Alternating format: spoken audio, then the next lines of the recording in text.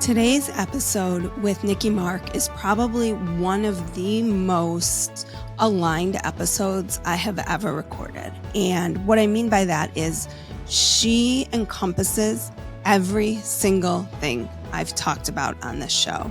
She is a mother who lost a son at the age of 12 and dove deep into spirituality and psychology as a way to heal.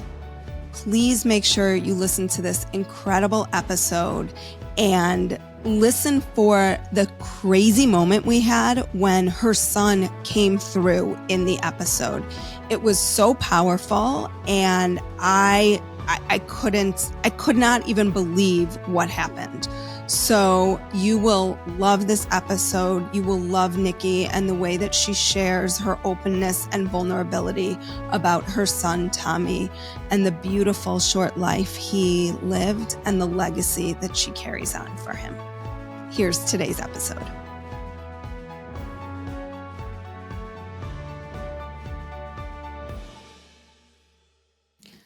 Welcome, Nikki, to the show. Thank you. So happy to be here.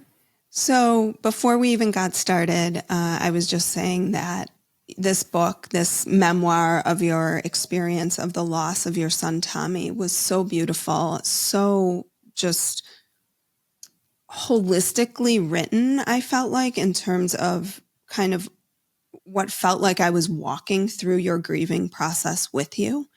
And can you start by telling us Tommy's story? Tommy was a vibrant, gregarious, playful boy his whole life. His first word was go and his second was outside, and he was just a player. Mm-hmm. And I didn't really realize it till the day he left how hard he played in life. And he played every sport. He tried everything he wanted to try, whether it was singing or dancing. And he didn't care if it was with girls or with boys or adults or with children. He had just this openness and sense of connectedness and built such a large community through his play. The day he unexpectedly went to sleep and didn't wake up, that was just a glaring aspect of this world that was missing. Was how fun and playful he was. And so that is something that I have tried to carry forward, to honor him, to learn myself how to do, and to better our world. Tommy was 12, which, you know, as people are listening and you shared, and then it's like, wait, he was 12 and he went to sleep and didn't wake up. Mm-hmm. Can you tell us a little bit more about kind of what happened and if you feel comfortable? He had some chest pains the week prior, and Tommy was an athlete, a very elite athlete. He played soccer every day and wanted to play professionally. And so this was a kid that constantly was having body work done. So it was not unusual to have aches and pains throughout his body and have multiple chiropractors and acupuncturists and people at hand helping him throughout. And, but this was different. He said he had chest pains. And so we were going to drive down to San Diego for a soccer match that Friday, 3 days before he went to sleep and didn't wake up. And I said, let's just go to the doctor. Let's have some peace of mind. I don't want you playing soccer. You have chest pains. Let's see what this is about. And got checked out, and we were told it was growing pains, that 99% of teenagers coming in with chest pains, it's growing pains. He was just about to hit puberty. And that was it. And it's interesting because I kind of remember his face. Like, I don't know if he really believed it. Mm-hmm. But he never said anything. Mm-hmm. And so it was ironic because on that trip down to San Diego, we went straight from the doctor and started driving to a soccer match. And it was going to be our night away. And he asked me in the middle of this drive, is it possible to go to sleep and not wake up? And then in this 2.5 hour conversation, he said it must be hard for a parent to lose a child. And so I really didn't understand what was happening. And it was a whole spiritual conversation we never had before, which is quite interesting. But when he left, my first call was to my mother. My second call was to the doctor. I just said, this is, Tommy didn't wake up, and the doctor was beyond, right? Right. And he's like, I love that boy. And I say, I know you do. Like, we all do. We missed it, like whatever it was. And I'm not sure we were meant to get it. Mm-hmm. Mm-hmm. In fact, when he asked me, is it possible to go to sleep and not wake up? I said, well, if you're like 85 years old, that's how your grandmother passed away. That's the best way to go when you're older. Right, right. No pain, no drama, just go to sleep. Yeah. And it's almost like, so he did. I remember when I was reading the pitch for the podcast, that piece is what hooked me. Because obviously, this is a spiritual and psychological podcast, so I'm always looking at both sides of things. But when I heard in that, or when I read in that, him talking with you, which was, we could probably now say was likely a premonition, right? Whether he knew it, you knew it, no one knew it at the time, but that sounds very much like that's what that was. And thinking like, had he been older, right? A complaint like that gets taken more seriously. But with kids, I feel like I have kids, anything, something's always off, right? Like, and especially for an active kid, you're like, okay, your foot hurts, your ankle hurts, like this hurts, that hurts. I mean, my kids are complaining all the time of something. All the time. Yeah. And so much of it, I'm always like, you're fine, you're fine, you're fine. Because the alternative is like, you're a hysterical parent who's always thinking something's wrong with their kid. Yeah. What process, you talk about this in the book, but did you kind of go through right after feeling like you did everything you were supposed to do? And how did you come to this understanding of, I'm not sure we were supposed to get it? Like your children and many children, Tommy was always at an appointment, doctors, right? And there does come a time when you just say, let's just wait this out and see what it is. Fortunately, I did take him to a doctor, so I don't have that regret. The second he was gone, I mean, everything shut down. My mind shut down. My body shut down. It was impossible to even fathom what was happening. But I did have two thoughts. And one was, wait a minute, we had that conversation driving down to San Diego where he asked me if it was possible to go to sleep and not wake up. He told me he had a dream that had happened to him.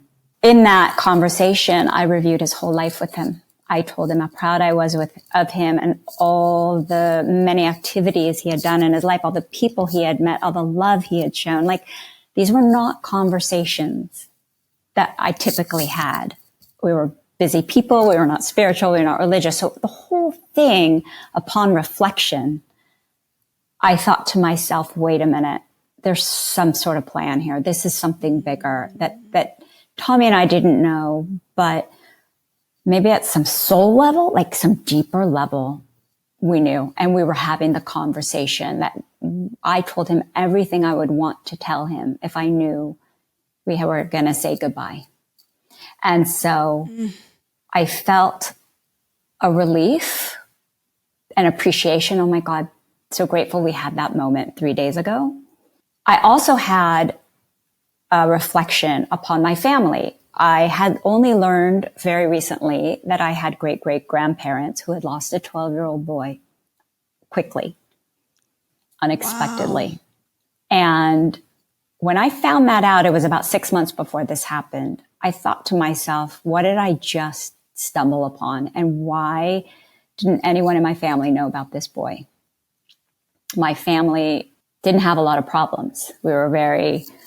It was a very easy life. Mm-hmm. And I'm talking about me growing up and that whole extended family. And so when this happened, I thought back to that family, my lineage. Wait a minute. Is this some cycle in my family? Because now it's made its way to me. And I was so impacted 6 months prior when I heard that my great-great-grandparents had lost a boy. Why was I so impacted? Why did it bother me so much more than anyone else in the family? And then 6 months later, there I was experiencing the same tragedy. And so I felt like, oh, this is some sort of plan that I am Tommy came in to do his part and I am here to do mine. And I don't know what that is, but I'm going to do it because this is never going to happen again. Wow. And I had no basis to have any understanding of any of that. It sounds like you weren't someone who, like all my podcast listeners who have heard me talk about soul contracts, and I've explored it and I've dug deep into understanding these different ideas. And it also sounds like at a core level, and this is what I say to people when they have experiences, and we're going to get into like the myriad of conversations you've had with Tommy, but you just know it. Like you no longer need convincing. Like people have asked me before, like, why did you start the podcast? Weren't you afraid of what people thought? And it's like, initially I was, until I got to the point where it was like, no, I don't actually care what people think. It is such a soul. It's a cell and soul knowing your truth. And for you, it's so profound. All of these like synchronicities that happened. So I have a question about your grandparent, your great grandparents. Do you know what the impact of that trauma was on the family, or how it was processed and moved through? Well, what I know is when I asked my father and my uncles on that side of the family, why didn't anyone talk about this? Why didn't we know about this? Why didn't we know about this boy? And they said no one talked about things like that in those days. Mm-hmm. So it didn't travel down the family line. Mm-hmm. And my sense is that my great-great-grandparents probably stuffed it somewhere deep inside and lived with it that way. Right. And so interestingly, I've done the exact opposite. Mm-hmm. Mm-hmm. And I feel like I'm healing for all of us. That could be my imagination, of course. I don't think it is. I think when we talk about ancestral transgenerational trauma and how it permutates through generations, it's like, I mean, this whole thing is just so profound to me on so many levels, because it's like you are doing the work, unfortunately, for whatever karmic reason, of multiple generations of impact, so you don't move it forward. Yeah. And I think that's what's so powerful about when we talk about ancestral trauma and the importance of working through it, so it isn't carried in our DNA through generations. This is like such a perfect example of what I think it means. Yeah. That's just what I knew when he left that day. Mm. My husband even looked at me. He said, "You look like you thought this was some sort of plan." And I said, "It is some sort of plan. I don't know what that means." I mean, I was, again, all my systems were shutting down. Grief was taking over, but I knew that much I knew. So, and I want to also talk about your actual grieving process, because you did not what some people do, spiritually bypass. Like you grieved hard, real grief. Yeah. And I think some people, I don't want people to hear this and think, oh, well, she just had this belief system that, you know, this was meant to be. And so it was okay, because it was not okay. Can you speak a little to kind of that process for you and some of the things that you did to help you through the real physicality of not having your child in human form? Yeah. Here. Grief was not something I understood, mine or anyone else's. Of course, I had some of my own broken hearts along the way in life, but nothing. I had no loss before. Oh, wow. I had never really known anyone that lost before, other than maybe a grandparent at 96, you know.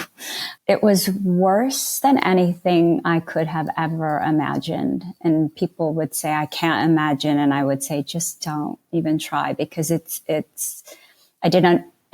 was so unpredictable. It was so dark. I understood for the first time in my life what depression feels like. I understood what it feels like to be so lost and just see black everywhere. I couldn't hear. I had an echo chamber going on in my head. I had physical symptoms within just a week starting to manifest in my chest and in my back, stabbing pains and asthma. And I knew that if I did not move energy through my body and make a choice, that I was going to be very sick, and I was going to become so sick that no doctor was going to be able to help me because they weren't going to even know where to begin. Right. And they would have started prescribing and take this and take that and all of it. And it was your grief. And in that moment, a former friend and yoga instructor, I used to take yoga back when I was pregnant with Tommy, actually, texted me and said, I heard what happened. How can I help? I said, please just come help move energy through my body. And she did. And I wasn't even in my body. And she confirmed that. And she asked me what my belief system was about life and death. I said I had none. I didn't know what she was talking about. And she said, I might want to read a couple things to, do I believe in a more spiritual approach? Do I believe we just die and that's it? Like, what did I believe that my belief system would help me? And then she suggested some healers that had helped her as well. And then I just started reading and I just dove into it. And I got really, really curious about life and death and what that meant to me and what the possibilities are that I could possibly keep connecting with my son in a different way, keep growing and learning together in a different way. And I made a choice that I would wake up every day to honor him. And I would wake up and embark on this journey to see if it's possible to heal a broken heart, a mother's broken heart. And I would wake up every day and do one thing to be the best mom I could be for my younger son who was still here. Like, that was my mission. Honor my older son, survive for my younger son, but heal a broken heart, because I had great-great-grandparents that likely never did. And if I was going to try and end this cycle, and if I was going to try to honor my son who departed and was all about play, and if I was going to be the best mom I could be for my younger one, I was going to have to heal. And so the grief for that first year is so bad. It was so bad. And it was so bad for a couple of years. Fortunately, I opened up and I allowed my community to help me. And I felt very guided the whole time in a way I never had been before. And I was told the day Tommy left, this is not just about you. Tell them what you need. Let them help you. This is not just about you, Nikki. And I didn't understand what that meant, but I did exactly what I was told. And to this day, I have a community that is so beyond supportive. They have really taught me the meaning of community in a way I never knew before. When you say you were told, who were you told by? Where did you hear that? If you love the show, there are several ways you can show the love. You can go to patreon.com at Dr. Amy Robbins, just put in my name, and support the show in any monetary amount you feel comfortable. $5, $10, $20 a month makes the world of difference to me. So I would appreciate if you could support the show. If you're already supporting the show, there aren't enough ways to put into words how grateful I am for that support. It literally has made such a difference to me, and it is what keeps this show going. So thank you so much. Also, make sure you're subscribed anywhere you can get the show. You are following me on Instagram. Please subscribe to my newsletter, dramyrobbins.com, where I do bi-monthly soul wisdoms. I'm going to be getting back to that. I took a little break, but they are coming back. And also you can follow me on Instagram at Dr. Amy Robbins. That is where I'm the most active. That's the social media platform you can find me on the most frequently. And just reach out. Let me know your thoughts on a podcast. Share the podcast with friends, whomever you think would be interested in this topic. Just please pass it along. And thanks as always for your support. Literally, when Tommy left, I, again, had no faith, a particular faith, although I believed in something more. I just spoke to the universe. I called it the universe. I figured every god, every goddess, every star, every planet, you are anything, all. right? I need you all. And if any of you are real, I'm taking all of you and I surrender to all of you, and tell me what to do, because I've died. Mm-hmm. I died. And as my younger son said shortly after, I died that day, Mom. I'll never be the same. I don't know who I am, but I'm not that person. And So I surrendered, and as my house started filling up with friends and family and a community I didn't even know we had, I sat there and I spoke to this universe, and this universe spoke to me. And it's told me without a sound, this is not just about you. So tell them what you need. And it was such a clear voice. And it's a voice that I have experienced at critical times along the way that spoke to me in only a couple words at a time. So simple, so direct, and would come in so fast. And if I didn't listen, it would come at me again in a different way. And I started getting these communications through my dreams at night. I had no idea what was going on, and I completely surrendered to all of it because it made me curious and it gave me hope. And those were two things I quickly discovered I needed to push through grief. How do you think these channels open for you? I hear this a lot from people. Sometimes it opens, and it is that was my experience in grief. That's what's led me to all of this, is that I also had a channel open for me in that way. And then there's a lot of people who it doesn't open for. And I think when you really, it sounds like, desperate times kind of call for desperate measures, and you were brought to your knees. How did you make sense of what you were hearing? Like, what did you think it was at the time, not being a spiritual person, never having been exposed to any of these concepts? It was all happening at once. I cracked open literally. The crown of my head started tingling, and things started happening. I started hearing. I started feeling. Mind you, I also had televisions coming on by themselves. I had lights starting to flicker. I had visual things that were happening that had never happened before. Lights, you could say, flickered and I didn't see them, but televisions and music coming on. I had dreams that were taking me to ancestors, and symbols were flying at me in ways I never had seen before. So I had a lot of things cracking open, a lot of senses cracking open at once. Visually, I could hear, I could feel. People's energy was making me topple over. It was so strong, as if their auras or their souls are so big, like I could feel them.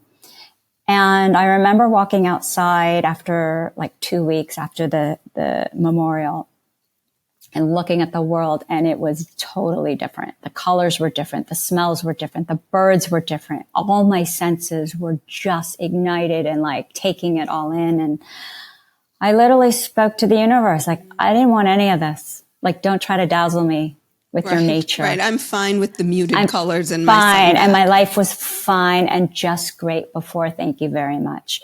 But here we go, but I'm paying attention. I'm not going to shut you down. I surrendered and I'm listening. So let's go. So tell us where everything took you, like on this journey, and because I think you're like such a beautiful example of all the pieces, right? You grieved, and you grieved hard. You connected spiritually, and you spiritually opened up hard. You made meaning, and you made meaning hard. Like everything you did was sort of like out of the grieving, like Bible almost. Like here's kind of how, here's an example of how taking all of these different pieces and allowing it all in is the way to heal the broken heart. And it's so interesting because I had absolutely no knowledge of how to do any of it. In fact, what I was reading was more about life and death, not about how to. I see another book. Yeah, how to. My background is in startups, developing operations for startup companies and creating something out of nothing for really, really strong visions. And I had a strong vision, and my vision was to honor my son and be the best mom for my younger son. And so one thing every day towards each one. And this journey to heal a broken heart, I decided was going to be a spiritual journey because that was what was speaking to me, but I didn't really understand what that meant. I knew it meant no medication because I felt that would I was told that would numb my connection to my son. And I was on a mission. This was an experiment, and I still have a whole lifetime to determine, can I do it? Is it real? And I figured, okay, nothing's going to bypass that. No medication. So that was out. And then I went and saw a therapist, a traditional therapist, because I was told that's what I should do. And she looked at me and said, how can I help you? And I said, if you don't know how to help me, I don't know how you can help me. And she said, your head is fine. Your heart is broken and you're grieving. And I don't know that I can help you do that. And so I had plenty of community. I wasn't alone. I wanted something that really could speak to my soul. And this was a soul journey. So I went to a medium, and the medium, Pamela, in Santa Barbara at the time, she killed it for me. I mean, she had my first name. It was only a week after Tommy passed. I remembered my mother had seen a medium one time, which meant there might be something in the family about that. Like maybe we have this intuitive skill. And I felt after an hour of talking to the medium, like I had just spoken to my son. She knew our drive down to San Diego, what we talked about, his hopes, his dreams, who he was. And I was lighter. I felt lighter. And that was the beginning of me understanding, if I do something and it makes me feel lighter just for a second, just for a minute, then I'm on the right track. And so I began to explore all these different alternative healing modalities. One led to another and to another. And I was conducting this experiment. Is it possible to heal a mother's broken heart? And I felt, I really didn't think about the fact, well, I've done startups and, maybe I can figure this out. It was more, I'm my own startup now, and I'm going to invest in myself. I had to. And as I was investing in myself, I developed meaning, because we were embarking on this journey to share Tommy's spirit of play with others, and building an athletic field and raising money and starting a charity to honor him became my work. It became purpose and meaning, in addition to all that helping me heal so I could be the best mom I could be for my younger one. And that's how I put it together. Yeah, it is like you approached it in the same way, like just, how would I start this up? What is it? And you were so clear on your mission and vision, like that did not change. No. And it didn't matter if he thought I was crazy. My husband thought, what, a medium, what, get out of my way. And lovingly, like, I understand, and that we all grieve different. We're all grieving different. And a lot of these healers help me understand that too, that the grief will impact us all differently and allow us all to grieve in our own way. And my thing was, let me grieve my way.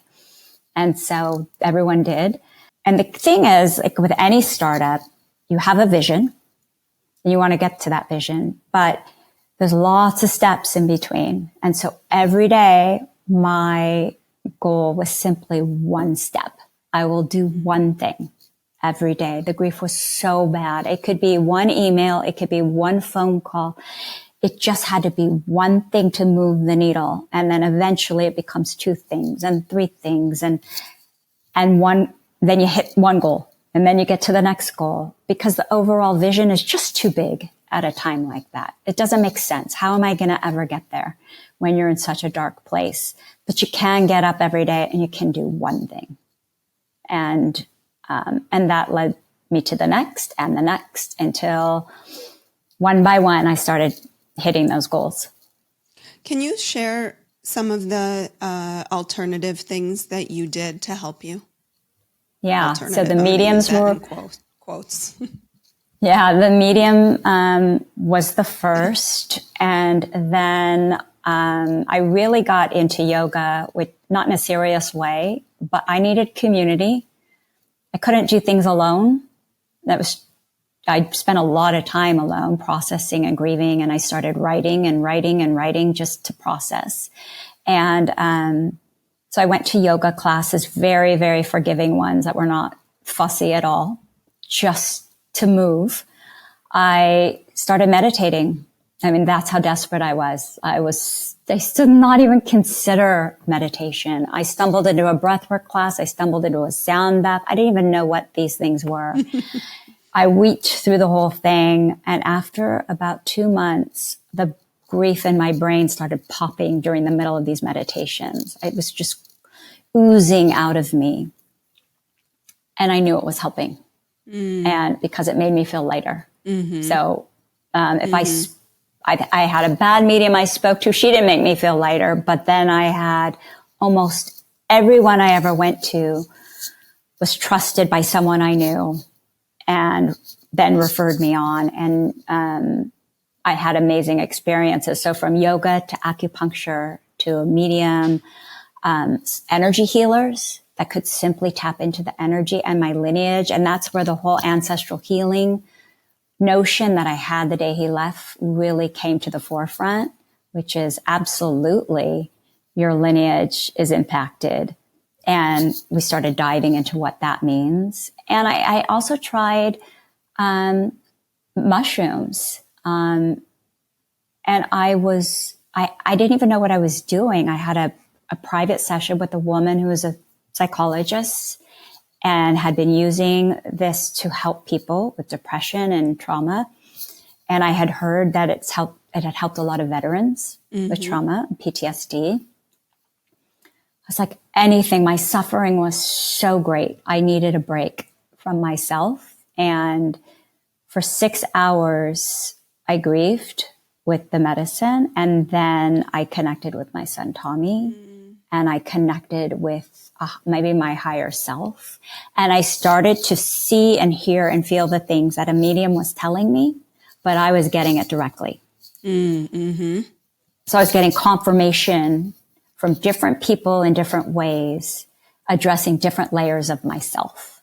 And then you internalized it all. And I wrote everything down. I documented it all like a scientist. In fact, when I would read, I would take notes. I put it all in this major document. So at any point I could refer back to it.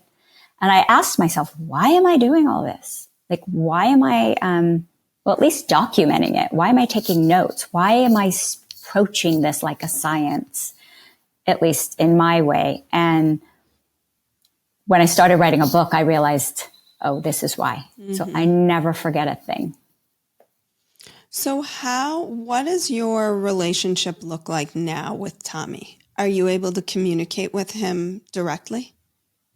Well, I write to him every day. Since the day he left, I've had a journal at night. It's our time together. And I always take at least 10 minutes, sometimes 30, sometimes 5. And I write to him. I carry him with me everywhere. I hear him kind of like I heard that voice that morning guiding me. I hear him laughing sometimes at me because sometimes, I was a very private person before. And now the day he left, I was suddenly surrounded by hundreds of people. And having built a charity and opened athletic fields in his name and putting on tournaments for kids, like suddenly I'm more front and center than I ever was before. And I just, I'm like, Tommy, I can't believe you did this to me. Like this, and I hear him snickering, like, come on, Mom, I showed you how. And even as we built his athletic field, it became a challenge. It became a drama. It's City of Los Angeles. It's bureaucracy. I could hear him like, Mom, I taught you how to play hard. Let's play. Like, keep going. And I watched him play soccer for so many years. And I could hear all the fundamentals of soccer dropping into my head and my heart as I was battling to get this field built so I could honor him and reach my goal. And I was so motivated by love, nothing was going to stop me. But I felt this guidance between him and the game of soccer that he loved so much. Like, I taught you how to defend, Mom, let's go. Now we're going to attack. You've been on defense too long. It's time to attack. I mean, this is not the way I used to think or operate. Right. These are not startup and not your words. It's not my words. Right. And so he would also visit me in my dreams. A little bit less now, but he would come and just walk by and wave, or he would be reading a book that I would zoom in on in my dreams, and then I would look it up after and see if it really was a book, and it is a book, and then I'd read the book, and then the book would be ironically about, a family of 3 struggling to be a family of 3 when you were a family of 4, so my younger son had some just physical pain, playing soccer himself. And I was trying to figure out what was wrong with him. And in my dream, Tommy came in and told me what the diagnosis is, what to do about it. And I looked it up after. It's just every time, I got to tell you, I'm like, to me, like you're a medium. I'm like, what is this? But what's interesting is just for me. Mm-hmm. I get that. I have a good, intuitive nature, and I share everything I've learned with everyone because I don't want anyone to go through what I've been through, but I have learned so much, and I want everyone to know what I've learned. And I've read hundreds of books and spoken to hundreds of healers and experimented and tried and tested. And I think it's partly for me and also to share with others and save them the time and the money and let them know that there are so many ways that we can approach our healing. And you have so many choices, and explore. Yeah. And that's why I'm here too. We're on a similar mission. Yeah. And it's interesting, I get a lot of people reaching out who have had grief and want to share their story, and I can't have everybody on. Your story is literally the epitome of everything I want people to know. Like just everything if they're going through grief, because it is like, don't give up hope. There are so many options for people to heal, and really normalizing. Like, I love that you said, I don't love that the therapist was like, I can't help you, but I do love that you said, like, so I moved on and I tried other things. And, this was just part of my journey. And as a therapist, I've recommended people to mediums. And so I think that is, okay. I don't know what just happened. Did you see that? I know. That is so funny. Okay. This is bananas. And I'll tell you why. This is crazy on so many levels. Okay. There is one other person this happens with. One. She is also a woman. I can't even, everybody who's listening, you are experiencing a real-time crazy synchronicity. So what just happened in a platform that this has never happened on before, as I was just saying what I was saying, is we got a thumbs up, like on the screen, like a thumbs up bubble. My mind and froze. You froze. And I froze. My mind is so blown right now. I can't even, I want to get my friend on the phone. My friend, Lenore Matthew, who is also, she's a social worker. I had her on the show. She's researching people who have experienced grief and who have opened up to their intuitive abilities. As you and I are talking, I'm literally thinking I'm going to connect them after the show. As we're talking, a text from her popped up. I saw it come through as we're talking. And she is the only other person that the thumbs up has happened with me with. Oh, that's so cool. Yeah, so, I believe it all. Yeah. Good. Wow. Okay, Now I'm like completely mind blown and lost in terms of what we were talking about. I think I was just saying how you are the epitome of showing people how many different ways that they can grieve. Oh, and mediumship. That's where I got the thumbs up. Was as a therapist, really, I am so distracted by what just happened. I love it. Like, I have so much fun with it. And I always think my son is such a jokester, because he is, and a trickster, that I'm like, what's next? It has been so long, and I've been asking, like, please, like, I need more of that right now. Like, I just have been feeling like very in human world, and I don't like human world as much. I like spirit worlds more. Mm-hmm. And so I too have been asking for it, but it always has come up on Zoom. My mind is so blown right now. I can't even. Okay. And it's so fun when this, like, I think it's so fun. Yeah. I think like you can hear both of our joys and it's amazing. So thanks, Tommy. Thank you, Tommy. Yeah. Yeah. So really normalizing these experiences for people, encouraging people to find the right medium to connect, to help you to see, and then you can start to trust and open up and connect on your own. Yeah. I can't even focus anymore. I mean, the interesting thing is that I do hope I give people hope, because I was a regular person, a working mother, very busy, very happy, by the way. And my whole life changed in a second.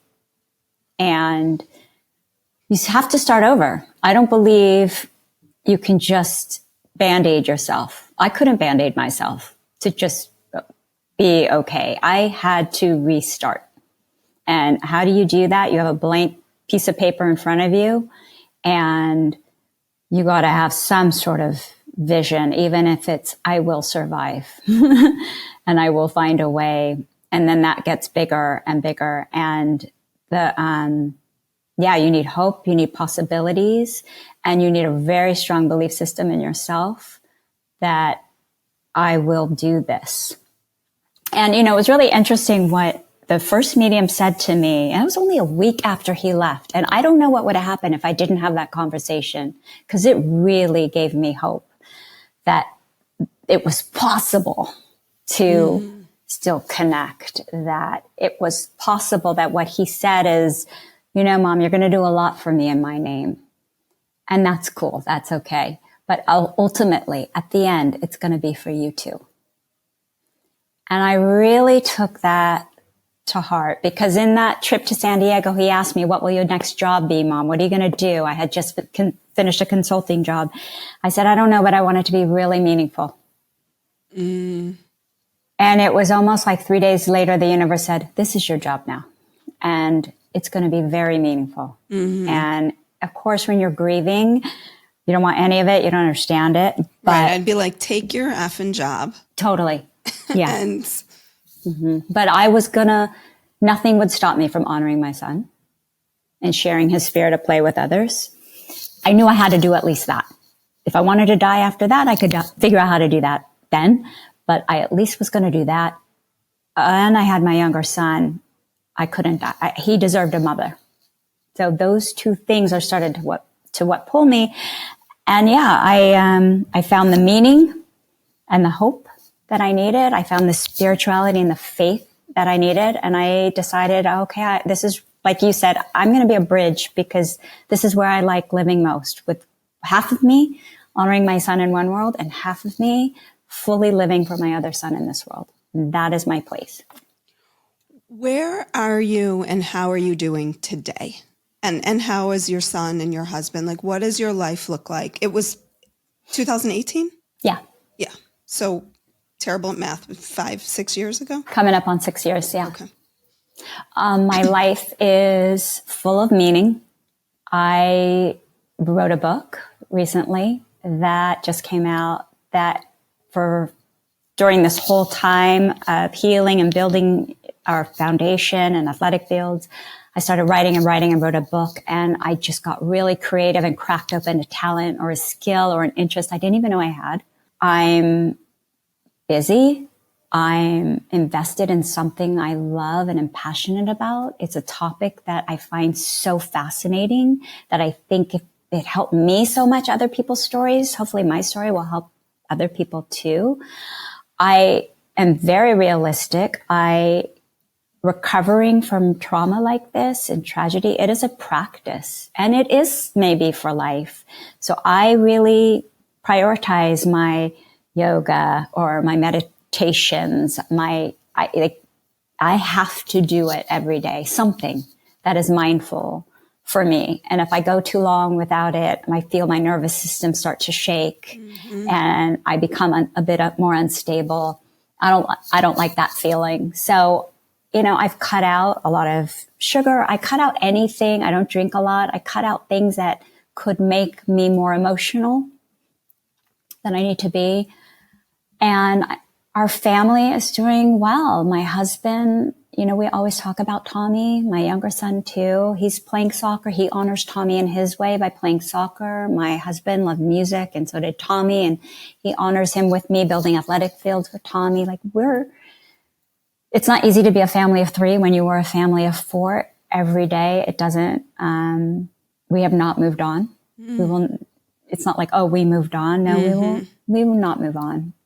We know it every day. And yet, to fully honor Tommy is to learn to live fully and to play and to laugh and to joke and to do all the things that he loved, that what he brought to our lives. And we are trying our very, very best to embody that, which means learning to have fun again, smiling again. And that's what we're doing. So I actually feel my life might have more meaning than ever. I would throw it all away to have him back.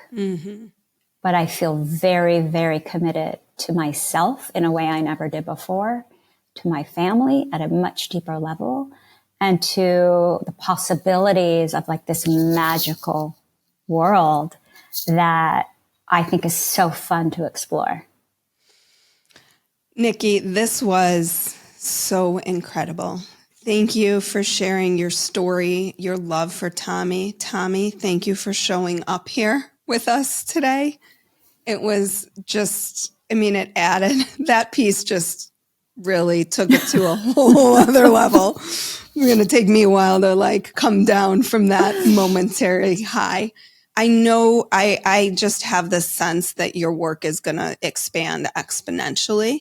But for those who are interested, tell us about where they can find you, your beautiful book, Tommy's Field, which is just, as a mother, I just got sucked into it and felt like, I think as a mother to a mother, you can't help but feel the level of pain, because I say this all the time when people say I can't imagine. It's like you don't want to imagine because it feels like it is like the pit of despair. So, and it is in many ways. So where can people find your work and you and everything you're doing and all about Tommy and his fields and everything? Yeah, well, the foundation is the tm23foundation.org, and that shows what we do to honor him and what we've built so far. And my own website is nikkimark.com. I have a weekly blog. I share stories and articles and resources. I put on live Instagram sessions with my favorite healers. I just share and interact. And I have this alternative toolkit that I've offered everyone of all my favorite healing modalities, some of my favorite practitioners, just for those who were like I was 6 years ago that knew nothing about anything. So that's nikkimark.com. And then the book is Tommy's Field, Love, Loss, and the Goal of a Lifetime. And it really is a journey of healing and transformation, both inside and out. And it really gives you an intimate perspective of how it is that I restarted myself, how it is I found hope and possibilities, how this sort of spiritual piece dropped in through the crown of my head the day he left, and how I tied it all together to restart and rebuild. And that's available everywhere, Amazon, everywhere. And everything, as always, everybody is in my show notes. So thank you, Nikki, so much for this and for sharing your story and your heart today. It was so fun. Thank you. Like what you heard today and want to hear more? Wondering what comes next and what it all means? Head over to Apple Podcast, Spotify, Stitcher, Google Play, or anywhere you get your podcasts and hit subscribe. Also, if you could take a minute to rate and review my podcast, I would really appreciate it. Stay tuned as we continue to explore life, death, and the space between.